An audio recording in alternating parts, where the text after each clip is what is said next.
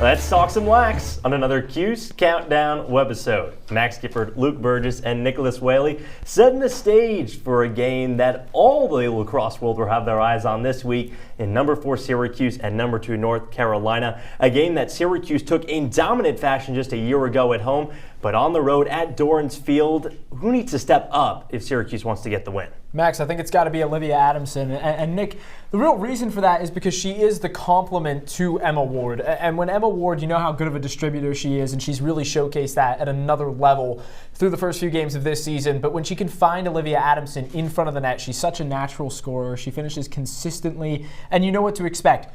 Expecting good offense is exactly what you're going to need against a team as good as the Tar Heels. I mean, you mentioned how good of a facilitator Emma Ward has been, but I think you're going to need a little bit more help to beat a team like UNC, number 2 team in the country. I think Gracie Britton could be that missing piece, just that little bit of an X factor. Keep an eye on her this weekend. I think she could be a player that really could make a difference for the Orange, not just against UNC, but in the long run as well. And Gracie Britton, a player that might be getting hot at the right time. Her first goal in orange most recently in Syracuse's win against Cornell.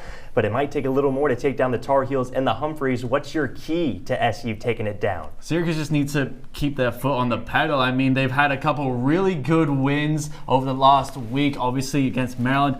Everybody, including the guys at this desk on Cuse Countdown, predicted that Syracuse would lose against the Terrapins. Got that win, got the win against Cornell as well. Just keep it going. You got a big chance to really make a statement across the lacrosse world against UNC. I think they could probably do it. UNC's got a fantastic offense. You got to score in transition to keep this defense on its heels, no pun intended. Seriously though, the Orange do have a very good offense, but if they're not putting consistent pressure on UNC, I think they're going to struggle to score late in the game with defensive adjustments. That's the key.